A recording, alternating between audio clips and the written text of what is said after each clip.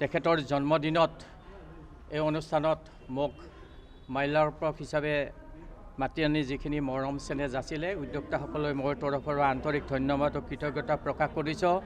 Doctor Bhupen হাজৰিকাৰ আজি 100 বছৰ জন্মদিনৰ 100 বছৰ সমগ্ৰ অসমৰ লগতে গোটেই ভাৰতবৰ্ষ তথা বিশ্বতে তেখেতৰ আজি জন্মদিন পালন কৰিছে। এই মহান ব্যক্তিজন বিশ্ববৰেণ্য শিল্পী অসমীয়া জাতিৰ মহান অসমীয়া ডক্টৰ ভূপেন হাজৰিকাক আজি সমগ্ৰ অসমবাসীয়ে তেখেতক শ্ৰদ্ধাৰে সোঁৱৰিছে।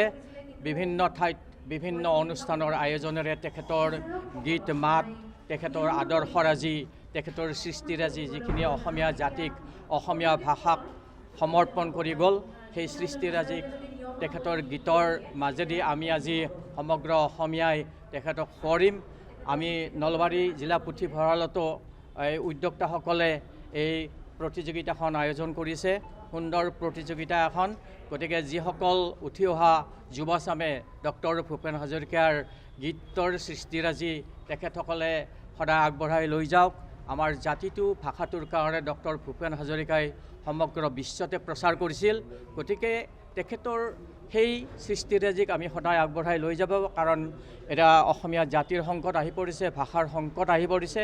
গতিকে এই জাতিৰ সংকটৰ সময়ত, ভাষাৰ সংকটৰ সময়ত তেখেতে অসমীয়াক যিখিনি আদৰ্শ দি থৈ গ'ল, আমি সেই আদৰ্শৰে অনুপ্ৰাণিত হৈ আমি আমাৰ অসমীয়া জাতিটোক ভাষাটোক আমি আগবঢ়াই লৈ যাব লাগিব। কাৰণ ভাষাৰ এতিয়া আমাৰ অসমীয়া ভাষা 48% অৱনমিত হৈছে। গতিকে এই ভাষাটোক আমি কি ধৰণে জীয়াই ৰাখিব লাগিব, কাৰণ আমি অনুষ্ঠান কৰি থাকিলে নহ'ব। সেই অনুষ্ঠানৰ যিটো ভূপেন হাজৰিকাৰ যিখিনি আদৰ্শ, সেই আদৰ্শখিনিকে আমি অন্তঃকৰণেৰে সৈতে আমি লৈ আগবাঢ়ি যাব লাগিব। তেখেতৰ গীত যুগমীয়া, কাৰণ তেখেতৰ সৃষ্টি সেই যুগমীয়া সৃষ্টি, তেখেতৰ এদিনীয়া সৃষ্টি নহয়, তেখেতৰ যুগমীয়া। তেখেত আমাৰ পৃথিৱী যেতিয়ালৈকে জীয়াই থাকিব, তেখেতৰ গীতসমূহ তেতিয়ালৈকে জীয়াই থাকিব।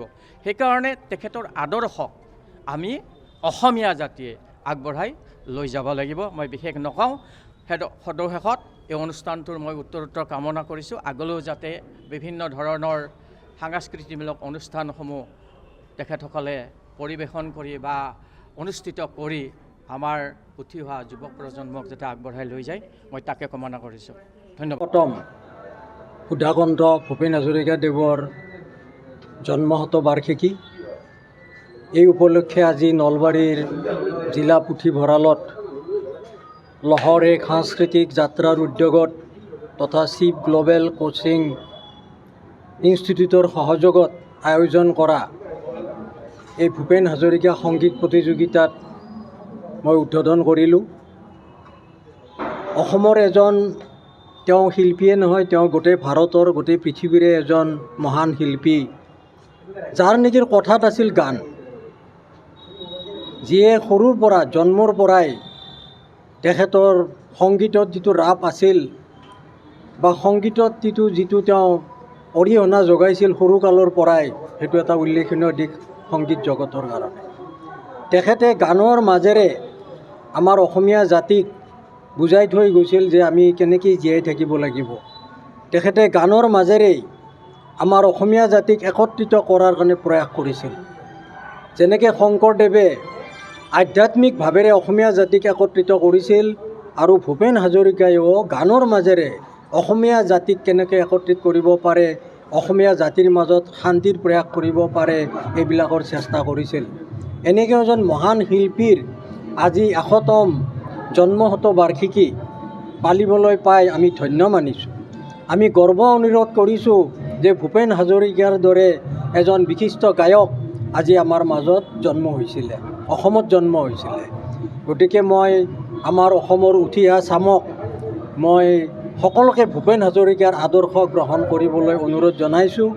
তেখেত 5 বছৰ বয়সতে বৰগীতত তেখেতে চেম্পিয়ন হৈছিল।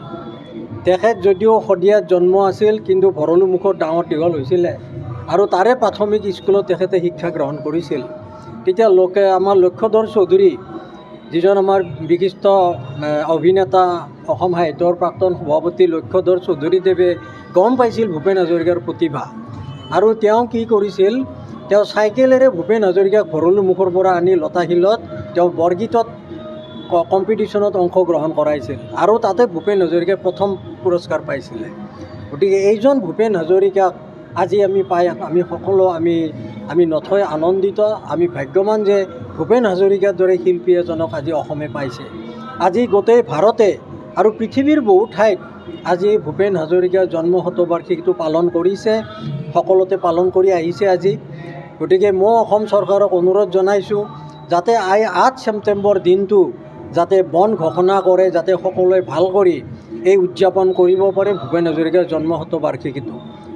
এইখিনিয়ে মই কৈ আপোনালোকে আজি ইয়াত আহি যিবিলাক আপোনালোকে সহযোগ জনালে সাংবাদিকবিলাকক মই ধন্যবাদ জনাইছোঁ। যিকোনো খবৰৰ বাবে যোগাযোগ কৰক 7099017330 লগতে 7099017110 নম্বৰত।